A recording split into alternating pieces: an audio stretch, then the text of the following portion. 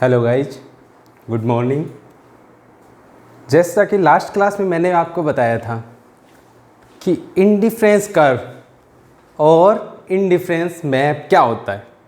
मैंने बताया था कि एक ऐसा मैप जिसमें बहुत सारे इंडिफरेंस कर्व्स शो करते हैं उसे क्या कहते हैं, इंडिफरेंस मैप कहते हैं। यहाँ तक मैंने बताया था और ये भी बताया था कि जो ऊपर वाला आईसी होता है, मीन्स ऊपर वाला इंडिफरेंस कर्व होता है, वो ज़्यादा सेटिस्फेक्शन देता है नीचे वाले की तुलना में। क्यों?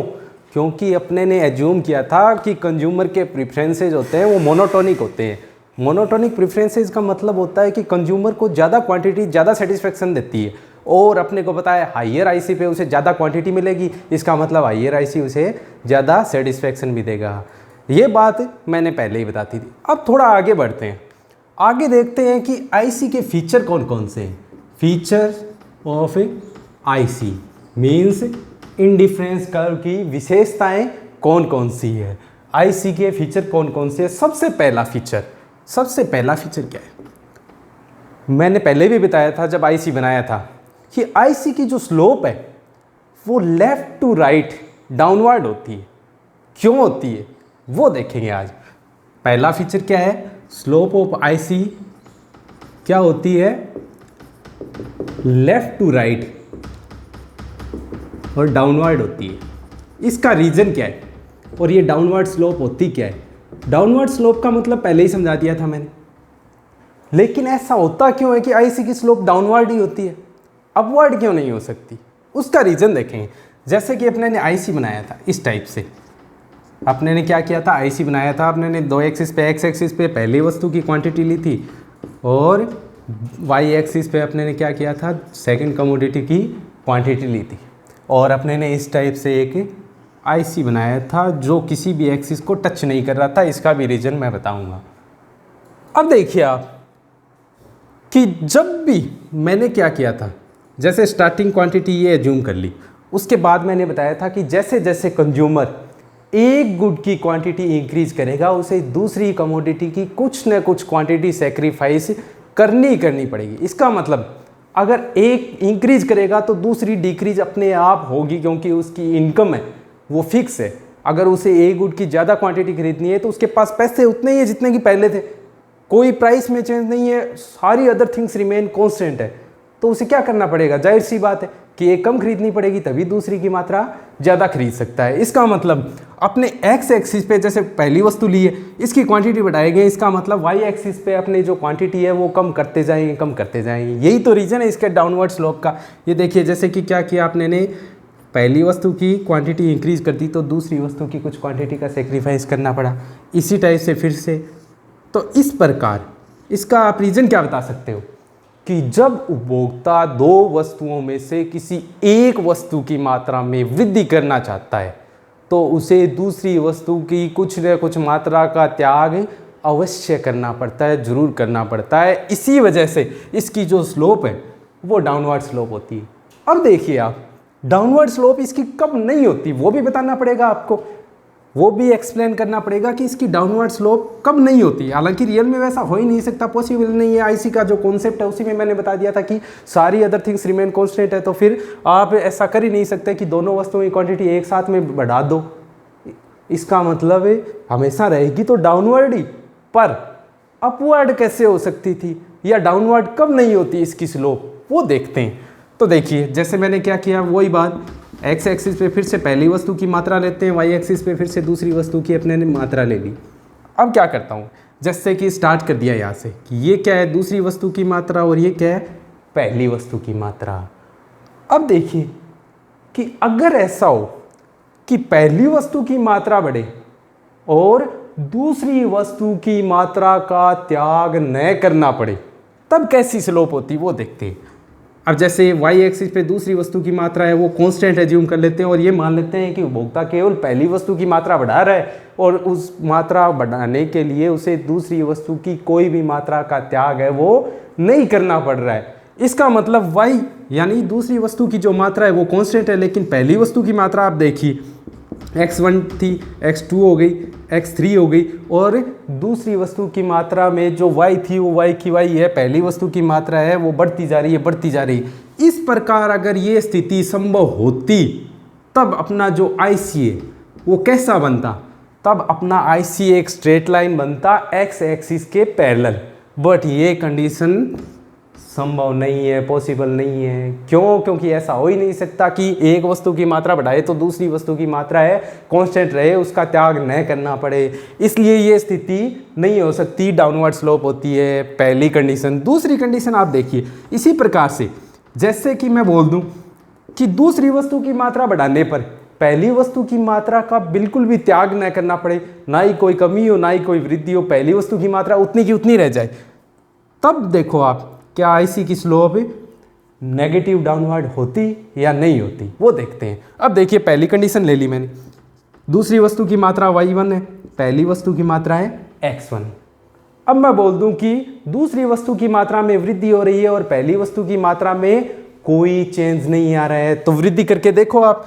जैसे y1 से अपने ने क्या किया, मात्रा बढ़ा दी और y2 कर दी, लेकिन दूसरी पहली वस्तु की मात्रा कितनी है, वही x1 है। फिर दूसरी वस्तु की मात्रा बढ़ाकर y2 से y3 कर दी, लेकिन पहली वस्तु की मात्रा कितनी है, वही x1।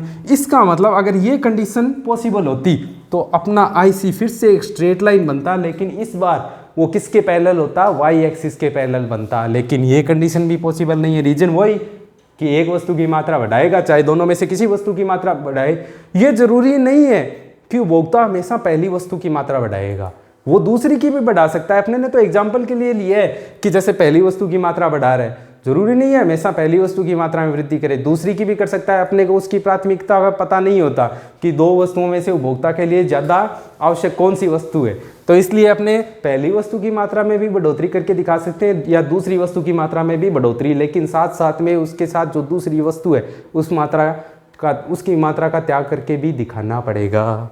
अब देखते हैं आगे तीसरी कंडीशन। अगर ऐसा पॉसिबल होता कि उपभोक्ता एक वस्तु की मात्रा में वृद्धि करता तो दूसरी वस्तु की मात्रा में भी वृद्धि करने की स्थिति उत्पन्न हो जाती, तब आईसी है वो नेगेटिव स्लोप वाला नहीं बनता। जैसे अपने ने क्या किया, x1 ले ली पहली वस्तु की मात्रा और y1 ले ली दूसरी वस्तु की मात्रा। अब मैं क्या करता हूँ, दूसरी वस्तु की मात्रा भी बढ़ा देता हूँ और पहली वस्तु की मात्रा भी बढ़ा देता हूँ। अब आप देखिए x1 से मैंने क्या किया, x2 कर दिया, यानी पहली वस्तु की मात्रा पहले x1 थी जो बढ़कर कितनी हो गई, x2, और दूसरी वस्तु की मात्रा कितनी थी, y1, जो बढ़कर कितनी हो गई, y2। अगर इस टाइप से ये सिचुएशन पॉसिबल होती तो अपना जो आईसी है वो अपवर्ड स्लोप वाला बन जाता, लेकिन ये कंडीशन भी पॉसिबल नहीं है। रीजन सबके लिए आपको एक ही बताना है, एक ही बार बताना है कि अगर उपभोक्ता एक वस्तु की मात्रा बढ़ाएगा तो दूसरी वस्तु की मात्रा का त्याग करना पड़ेगा। बस ये डायग्राम से एक्सप्लेन करके बताना पड़ेगा कि कैसे करना पड़ता है, कैसे इसकी स्लोप है वो नेगेटिव ही होती है, पॉजिटिव क्यों नहीं हो सकती, या ऐसी एक स्ट्रेट लाइन क्यों नहीं बन सकता एक्स एक्सिस या वाई एक्सिस के पैरेलल। तो ये था इसका पहला फीचर कि जो आईसी की स्लोप होती है वो लेफ्ट टू राइट डाउनवर्ड होती है। अब देखते हैं इसका दूसरा फीचर, आईसी का जो दूसरा फीचर है वो, two ICs never intersect each other. Two ICs never intersect each other means दो इंडिफरेंस कर्व आपस में एक दूसरे को कभी भी काट नहीं सकते। अब ये बात है अपने को प्रूव करके दिखानी पड़ेगी कि क्यों नहीं काट सकते।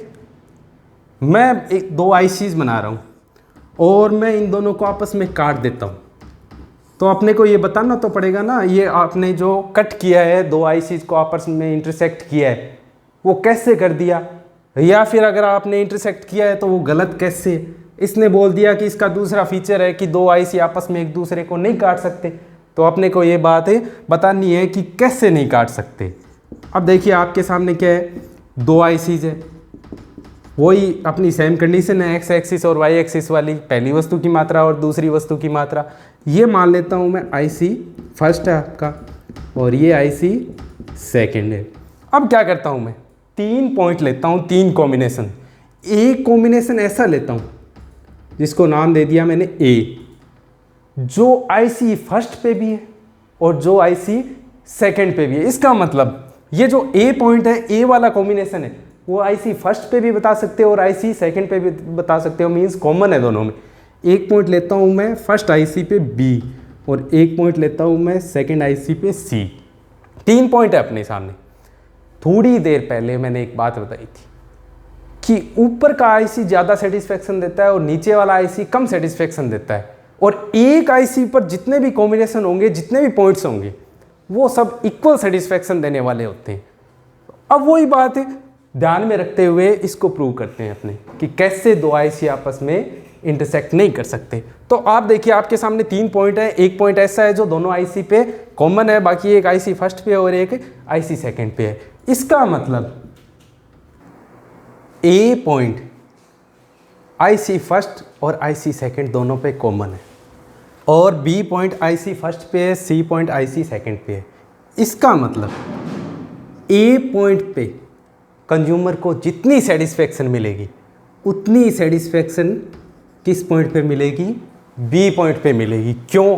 क्योंकि मैंने बताया था कि एक आईसी पे जितने भी कॉम्बिनेशन, जितने भी पॉइंट होते हैं वो कंज्यूमर को इक्वल सेटिस्फेक्शन देते हैं। इसका मतलब आईसी फर्स्ट पे आप देखिए 2 पॉइंट है, ए और बी, तो इसका मतलब ए से जितनी संतुष्टि मिलेगी बी से भी उतनी ही संतुष्टि मिलेगी। इसी प्रकार आईसी सेकंड पे 2 पॉइंट लेते हैं अपने, एक तो पॉइंट ए है जो फर्स्ट पे भी था और एक पॉइंट सी है। इसका मतलब ये हो गया कि ए से जितनी सेटिस्फेक्शन मिलेगी उतनी ही सेटिस्फेक्शन सी कॉम्बिनेशन से एक कंज्यूमर को मिलेगी। इस प्रकार से इसका मतलब क्या होता है कि इस प्रकार से तो ये होना चाहिए था कि बी कॉम्बिनेशन से जितनी सेटिस्फेक्शन मिल रही है उतनी ही सेटिस्फेक्शन मिलनी चाहिए थी सी से। क्यों? क्योंकि ए के इक्वल बी है और ए के इक्वल सी भी है। इसका मतलब बी इज इक्वल्स टू सी होना चाहिए, लेकिन आप देख सकते हो कि ऐसा नहीं है। क्यों नहीं है? क्योंकि बी पॉइंट नीचे वाले आईसी पे है और सी पॉइंट ऊपर वाले आईसी पे है, और higher IC gives higher satisfaction. मैंने बताया था कि कंज्यूमर के प्रेफरेंसेस मोनोटोनिक होते हैं और ऊपर वाला आईसी ज़्यादा सेटिस्फेक्शन देता है। इसका मतलब बी वाले पॉइंट पे कम सेटिस्फेक्शन मिलेगी किसकी तुलना में? सी वाले पॉइंट से। क्यों? क्योंकि सी वाला पॉइंट ऊपर वाले आईसी पे है और बी पॉइंट है वो नीचे वाले आईसी पे है। इसलिए इन दोनों में जो सेटिस्फेक्शन है उनमें डिफरेंस है, और ये डिफरेंस होने के कारण अपने बोल सकते हैं कि दो आईसी आपस में नहीं काट सकते, क्योंकि अगर काटते तो अपनी ये वाली कंडीशन है वो पूरी कंडीशन सेटिस्फाई होनी चाहिए थी, जो कि सेटिस्फाई नहीं हो रही है। तो यही रीज़न है कि दो आईसी आपस में एक दूसरे को कभी नहीं काट सकते, जो कि इसका था आईसी का था दूसरा फीचर। अब देखते हैं आईसी का तीसरा फीचर। तीसरा फीचर क्या है आईसी का? अब आप देखोगे कि आईसी की जो स्लोप थी, मैंने बताया था लेफ्ट टू राइट डाउनवर्ड होती है। एक बात और थी उसमें, आईसी कैसा बना था? कॉन्वेक्स टू द ओरिजिन बना था। मैंने आईसी बनाया था, जैसे ये आईसी बना दिया। आप इसमें साफ साफ देख सकते हो कि आईसी की जो स्लोप है वो कॉन्वेक्स है। तो मैं आपसे पूछ लूं कि ये कॉन्वेक्स क्यों बना आईसी, कॉन्केव क्यों नहीं बना? वो भी तो बना सकता था मैं, जैसे इस टाइप से बना देता और फिर पूछ लेता कि ये आईसी ऐसा क्यों नहीं बना। उसका भी तो कोई ना कोई रीज़न होगा। वही बात मैं आपको बताने जा रहा हूँ। देखिए, जब मैंने टेबल बनाई थी तब मैंने एक बात बताई थी कि उपभोक्ता जैसे जैसे एक वस्तु की मात्रा बढ़ाता है वैसे वैसे दूसरी वस्तु की मात्रा का उसे त्याग करना पड़ता है, और त्याग करने की दर है वो हर बार घटती जाती है, मीन्स डिमिनिशिंग होती है। जो एमआरएस होती है, जो त्याग की दर होती है, उसे क्या बोलते हैं? MRS, marginal rate of substitution. वो हर बार कम होती गई होती गई होती गई। अगर ये दर कम नहीं होती तो हो सकता है कि आईसी है वो कॉन्वेक्स नहीं बनता, पर ये दर हर बार घटती जाती है, इस वजह से आईसी है वो कॉन्वेक्स बनता है। आप देख सकते हो, जैसे कि अपने क्या करते हैं, पहला पॉइंट लेते हैं, ये थी वस्तु, एक पहली वस्तु की मात्रा, ये थी दूसरी वस्तु की मात्रा। अब आप देखेंगे प्रारंभ में क्या किया था उपभोक्ता ने? पहली वस्तु की एक इकाई बढ़ाने के लिए दूसरी वस्तु की बहुत सारी मात्रा का त्याग कर दिया था। जैसे मैं मान लेता हूँ कि इतना त्याग कर दिया, और जबकि पहली वस्तु की मात्रा बढ़ रही है केवल उतनी ही जितनी की पहले बढ़ रही थी। अब आप फिर से देखोगे कि फिर से पहली वस्तु की मात्रा बढ़ाएंगे, लेकिन इस बार दूसरी वस्तु की मात्रा का त्याग है वो कम करेंगे। फिर से पहली वस्तु की मात्रा बढ़ाएंगे तो त्याग है दूसरी वस्तु का वो कम किया जाएगा। उपभोक्ता क्या करता है? उपभोक्ता के ऐसे अधिमान होते हैं कि जैसे जैसे वो एक वस्तु की मात्रा बढ़ाता है दूसरी वस्तु का त्याग करने की इच्छा कम होती जाएगी। जाहिर सी बात है कि आपके पास एक वस्तु की मात्रा एकदम कम होगी तो आप यही सोचोगे कि कुछ ना कुछ मात्रा तो इसकी रहनी चाहिए, या एक वस्तु की मात्रा मैं तब बढ़ाऊं जब मेरा कोई बेनिफिट हो। इसका मतलब जो MRS है यानी त्याग करने की दर है वो हर बार घटती जाती है और अगर वो दर नहीं घटती तो आईसी कॉन्वेक्स नहीं बनता। वो भी अभी आपको सिचुएशन बनाकर समझाता हूँ। इसका मतलब जो IC convex to the origin बनता है वो किस रीजन से बनता है, क्योंकि जो MRS है वो हर बार कम होती जाती है। जैसे जैसे उपभोक्ता एक वस्तु की मात्रा बढ़ाने के लिए दूसरी वस्तु की मात्रा का त्याग करता है वैसे वैसे वो त्याग करने की इच्छा कम होती है और MRS अपने आप घटने लग जाती है। आप सोचिए अगर MRS घटती नहीं तब आईसी कैसा बनता। जैसे कि मैं एक आईसी बनाता हूँ लेकिन इसमें अपने क्या करते हैं MRS को घटाएंगे नहीं। जैसे कि पहली वस्तु की मात्रा ये थी x1 और दूसरी वस्तु की मात्रा थी y1, ये कंडीशन थी अपनी पहली वाली। अब देखिए आप पहली वस्तु की मात्रा है वो बढ़ा देता हूँ और दूसरी वस्तु की मात्रा का त्याग भी कर देते हैं, पर अगर ये त्याग की दर है वो समान रहे तो आईसी कैसा बनता। जैसे कि पहली वस्तु की मात्रा मैंने बढ़ा दी और दूसरी वस्तु की मात्रा कम कर दी। पहली वस्तु की मात्रा बढ़कर x2 हो गई और दूसरी वस्तु की मात्रा कम होकर y2 हो गई। अब देखिए कितना त्याग किया है, दूसरी वस्तु की मात्रा का त्याग कितना है y1 से लेकर y2 तक। अब उतना ही त्याग फिर से किया जाए पहली वस्तु की मात्रा बढ़ाने के लिए, फिर से उतना ही त्याग किया जाए। हर बार अगर ये त्याग की दर है वो समान रहेगी तो अपना जो आईसी है वो एक स्ट्रेट लाइन बन जाएगा, ना कि कॉन्वेक्स टू द ओरिजिन बनेगा। इसका मतलब अगर MRS घटती हुई नहीं होती तो आईसी बजट लाइन के जैसे एक स्ट्रेट लाइन बन जाता, लेकिन ऐसा पॉसिबल नहीं है। क्यों? क्योंकि उपभोक्ता जैसे जैसे एक वस्तु की मात्रा में वृद्धि करेगा उसके मन में दूसरी वस्तु की त्याग करने की जो इच्छा है वो धीरे धीरे कम होती जाएगी। मतलब हर बार जो त्याग करेगा पहली वस्तु के लिए वो कम होता जाएगा। इस वजह से आईसी की स्लोप है वो ऐसी बनती है, आईसी ऐसा बनता है कॉन्वेक्स टू द ओरिजिन। अगली कंडीशन लेते हैं कि जैसे हर बार त्याग की दर है वो घटने की जगह बढ़ने लग जाती तब क्या होता। वही कंडीशन जैसे x एक्सिस और y एक्सिस पे अपने ने क्या किया, वही दोनों वस्तुओं की मात्रा शो कर दी। अब देखते हैं, ये थी पहली वस्तु की मात्रा दूसरी वस्तु की मात्रा और ये थी पहली वस्तु की मात्रा।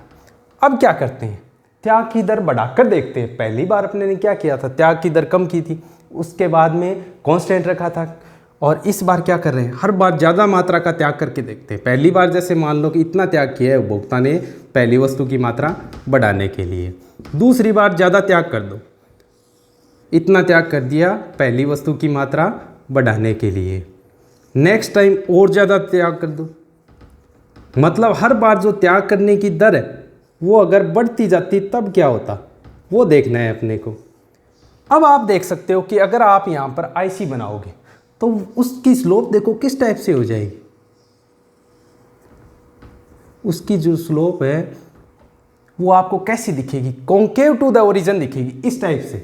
और जबकि आईसी बना कैसे था, कॉन्वेक्स टू द ओरिजिन इस टाइप से। इसका मतलब अगर ये जो MRS है वो बढ़ती जाती तो आईसी है वो कॉन्केव टू द ओरिजिन होता, लेकिन ये भी पॉसिबल नहीं है। क्यों पॉसिबल नहीं है? क्योंकि MRS हर बार घटती जाती है, बढ़ने का सवाल ही पैदा नहीं होता। इसलिए आपसे अगर कोई पूछ ले कि आईसी हमेशा कॉन्वेक्स टू द ओरिजिन क्यों होता है तो क्या बताओगे कि जब उपभोक्ता एक वस्तु की मात्रा का त्याग करता है तो दूसरी वस्तु की मात्रा के त्याग करने की जो इच्छा है वो कम होती जाती है, अर्थात त्याग करने की दर भी घटती जाती है, जिस कारण IC convex to the origin बनता है। और इसकी चौथी और लास्ट विशेषता यानी फोर्थ फीचर देखते हैं इसका, IC never touch any axis. जब मैंने आईसी बनाया था तो मैंने उसे किसी भी एक्सिस को टच नहीं किया था। क्यों नहीं किया था वो रीज़न देख लेते हैं। जैसे इस टाइप से अपना आईसी बना था, ये हो गया अपना आईसी। अब मैं बोल देता हूँ कि आईसी किसी भी एक्सिस को टच नहीं कर सकता। क्यों नहीं कर सकता? क्योंकि जो आईसी का कॉन्सेप्ट है, जो अजम्पशन है, उन सब में एक बात मान कर चले थे अपने। कौन सी बात? कि उपभोक्ता दोनों वस्तुओं की कुछ न कुछ मात्रा जरूर खरीदेगा, एक वस्तु की मात्रा कभी जीरो नहीं खरीदेगा। इसका मतलब जब तक दोनों एक्सिस पे एक एक्सिस की वैल्यू जीरो नहीं हो जाती तब तक आईसी कभी भी किसी एक एक्सिस को टच कर ही नहीं सकता। क्योंकि अगर टच कर दिया, जैसे मैंने ये टच कर दिया, इसका मतलब एक्स एक्सिस पे वाई की वैल्यू 0 हो जाएगी और वाई एक्सिस पे एक्स की वैल्यू 0 हो जाएगी। लेकिन ऐसा तो पॉसिबल ही नहीं है, क्योंकि अपने ने अज्यूम किया था कि दोनों वस्तुओं में से कोई भी वस्तु की मात्रा है वो 0 नहीं होगी, अर्थात 0 नहीं होगी, तो किसी भी एक्सिस को आईसी टच नहीं करेगा। ये था इसका फोर्थ और लास्ट फीचर। मुझे उम्मीद है कि आज की इस क्लास का वीडियो आप अच्छे से देखकर घर पे स्टडी करेंगे और ज़्यादा से ज़्यादा समझने का प्रयास करेंगे। Thank you guys.